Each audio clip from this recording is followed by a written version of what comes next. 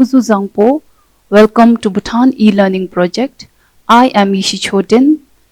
I will be taking you all through maths lesson for key stage 4, that is for classes 9 and 10.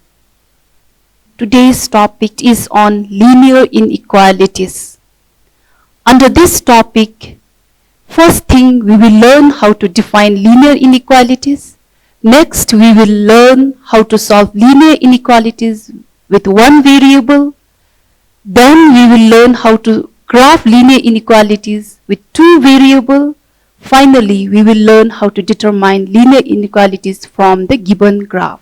I'm sure you all are aware of the inequality symbols. So what are the inequality symbols?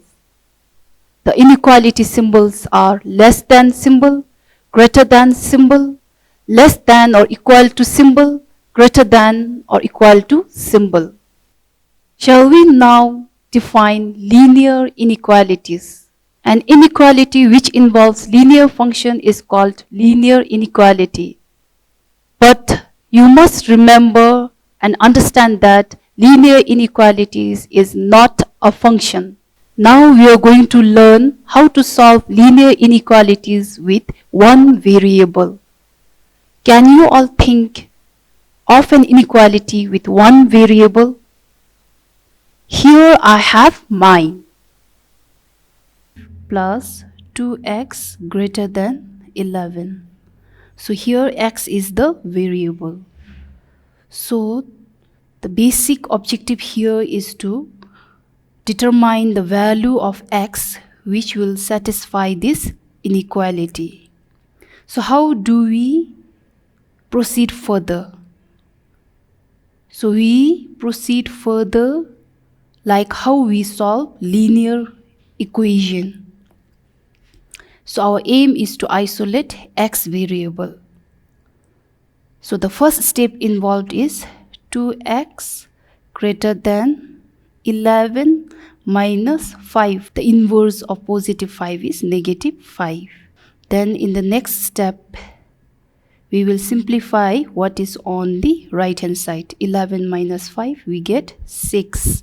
So we get x greater than 2, 6 divided by 2, which is x is greater than 3. The values of x are all those numbers greater than 3, which will satisfy this inequality. Let's take a number greater than 3, which will satisfy this inequality. There are so many numbers greater than 3. So we'll just take one number to check whether it satisfies the inequality or not. So when x is equals to 4, we get 5 plus 2 times 4 greater than 11. So 5 plus 2 times 4 is equals to 8 greater than 11. So 5 plus 8 is 13, which is greater than 11, which means this value satisfies this inequality, which is true. However, there are cases where the inequality symbol gets reversed. For example, in the inequality negative 3x greater than or equal to 6. Let's see what happens when the sign is not reversed in this inequality when we solve for x. X is greater than or equal to 6 divided by negative 3. So the values for x is greater than or equal to negative 2. So according to the solution that we got, the x values are those numbers greater than or equal to negative 2. That is x equals to negative 1, which is greater than negative 2. We will substitute in the inequality. So negative 3 times negative 1 is greater than or equal to 6. We get it as positive 3 is greater than or equal to 6, which is false. So for this reason, we have to reverse the inequality symbol. Now let's resolve by reversing the inequality symbol. Negative 3x greater than or equal to 6. When we isolate x, we have to reverse the inequality symbol to get the x value. So it would be x less than or equal to negative 2. So according to this solution, the x values are all those values which are less than or equal to negative 2. For instance, let's take x equals to negative 3, which is less than or equal to negative 2, and substitute back in the inequality. So when we substitute negative 3 in place of x, we get positive 9, which is greater than or equal to 6, which is true. So when do we reverse the inequality symbol? We reverse the inequality symbol when the value on the right is divided or multiplied with a negative value. Now we will move on with graphing linear inequality with two variables. So here let me show an inequality with two variables, which is y is less than 3x plus 2. So you see that in this inequality there are two variables, x and y. So we determine the solution for the linear inequality with two variables by graphing. You have to determine all the ordered pairs which satisfies this inequality. So how do we graph an inequality? We graph inequality like how we graph linear equation. So we have to graph the related linear equation. The related linear equation of this inequality is y equals to 3x plus 2. So in which form is this linear equation? It is in slope and y-intercept form. So we need a grid paper to graph this inequality.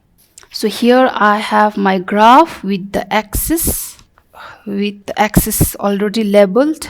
Since it is in slope and y-intercept form, you have to first begin by marking the y-intercept. So what is the y-intercept in this linear equation? It is positive 2.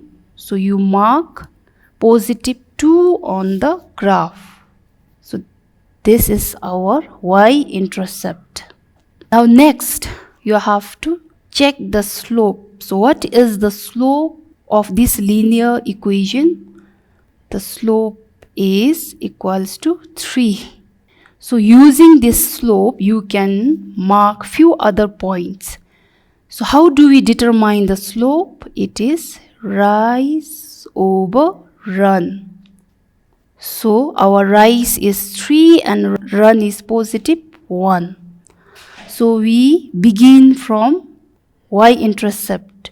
Run is along x-axis. So you run 1 unit and rise 3 units. 1, 2, 3.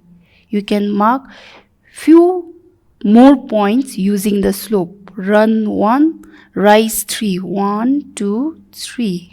So you can mark few more if you want. So I'll stop here. Now the next step is we connect the mark points. Now here is another point where you need to make decision on what type of line you're going to use to connect the marked points. Whether to use solid line or whether to use dashed line. So how do we decide on that? If you are going to use solid line, the inequality symbol used in the inequality should be less than or equal to or greater than or equal to. So if the inequality symbol used is these two symbols in the inequality, we use solid line. And if the inequality symbol used are less than and greater than, we use dash line to connect the marked points. So for now, which type of line do we need to use? We need to use dashed line, since the inequality symbol used is less than. So we will join these marked points using dashed line. So I get a straight line graph. So this straight line graph is the boundary between the ordered pairs which satisfy the given inequality and which doesn't satisfy the given inequality. Now next, you have to shade the region in which the ordered pairs satisfies the given inequality. So to do that, we take testing point to decide on which region to shade. So you can take testing point from above or below the line. There are so many points below as well as above. So you can take any points from below or above to decide on which region to shade. So for now, I will take the ordered pair 0, 0, which is below the line, as it is easier to solve substituting 0 in the inequality. So for now, I will take the testing point as 0, 0. So which means y is equals to 0 and x is equals to 0. So this we will substitute in the inequality. So 0 is less than 3 times 0 plus 2. So which is 0 is less than positive 2, which is true. So when we take testing point as 0, 0, which is below the line, we got that this ordered pair satisfies the inequality. That's why you have to shade the region which contains 0, 0, that is below the line. So the solution for this inequality are all those ordered pairs which lies below the line. Sometimes the inequality with two variables can be in standard form. I'll take the same inequality, y less than 3x plus 2. It is in slope and y-intercept form. The same inequality, if you write in standard form, it would be y minus 3x less than 2. So now it is in standard form. If it is in standard form, you graph the boundary line by determining its x-intercept and its y-intercept. So to determine x-intercept and y-intercept, first let's write its related linear equation, which is y minus 3x equals to 2. So let's determine x-intercept. So what is the condition when you determine x-intercept? The condition is y should be equals to 0, because that is the point where the graph will cross x-axis. So you have to substitute y equals to 0 in the equation, where we get 0 minus 3x equals to 2. So when we solve further, we get x equals to 2 divided by negative 3.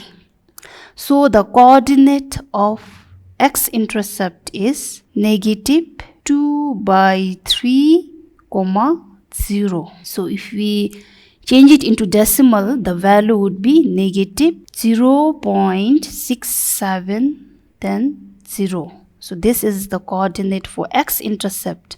Now next, you have to determine the coordinate of y-intercept. So what is the condition when we determine y-intercept? X should be equals to 0, since y-intercept is a point where the line crosses y-axis. So you will have to substitute x equals to 0 in the equation. So y minus 3 times 0 equals to 2, where we get y equals to 2, which means the coordinate for the y-intercept is 0, 2. Now you will mark x-intercept and y-intercept on the graph. So we have x-intercept as negative 0.67 and 0. So it is somewhere here along x-axis, and y-intercept we got it as 0, 2, which is at 2 along y-axis. So you connect these 2 points using a line. Again, which type of line do we need to use? We need to use dashed line. So after this step, what is the next step? We need to decide on which boundary to shade by taking a testing point. So again, let's take the testing point as 0, 0. So you will substitute 0, 0 in the inequality. Y equals to 0, x equals to 0. So 0 minus 3 times 0 less than 2. 0 minus 0 we get 0, which is less than 2, which is true. So we again need to shade the region which is below the line. So all ordered pairs which lies below the line satisfies the given inequality. So when we shade, we have to shade the region which satisfies the given inequality. Linear inequality from the given graph. We will determine the equation for the boundary line. So the boundary line is a straight line. So we will determine the equation of this boundary line in slope and y-intercept form. The general form of slope and y-intercept form is y equals to mx plus b, where b is the y-intercept and m is the slope of the line. So first, let's determine y-intercept. What is the y-intercept from the graph? If you observe the graph, the y-intercept is negative 1. So we get y-intercept as negative 1 from the graph. So you will substitute in the equation mx minus 1. Now to complete the equation, next information we require is the slope. So what is the slope of the line? Again, you look at the graph. So what is the slope? The slope of the line, as we see on the graph, one run, one rise, but this time the rise is downward. Run, rise, run, rise. So the slope is negative. So it is 1 by negative 1, which is negative 1. So we get y equals to negative 1x minus 1, which can also be written as y equals to negative x minus 1. So this is not inequality. So you have to replace equal to with unequal to symbol. So how do we do that? Again, we take a testing point from the graph. This time we have to take the testing point from the region which is shaded. So I can see that the ordered pair 0, 0 is in shaded region. So again, I will take testing point as 0, 0 as it lies in the shaded region. So you have to substitute x equals to 0 and y equals to 0 in the equation that we got earlier. So y 0. So we are not sure which inequality symbol to insert. So we'll keep it as question mark, negative 0 minus 1. So 0 question mark. So when we simplify on the right hand side, we get negative 1. So which inequality symbol should be inserted to make this statement true? The inequality symbol should be 0 less than negative 1. But if we look at the boundary line used is a solid line. That's why the inequality should be 0 less than or equals to negative 1. Hence, the required inequality for the given graph is y less than or equal to negative x minus 1. So this is how we determine an inequality from the given graph. Before we wind up today's lesson, let's review what we studied today. First, we learned how to solve linear inequalities with one variable. Next, we learned how to graph linear inequalities with two variables. And finally, we learned how to determine linear inequalities from the graph. Thank you for attending this lesson and see you all in next lesson.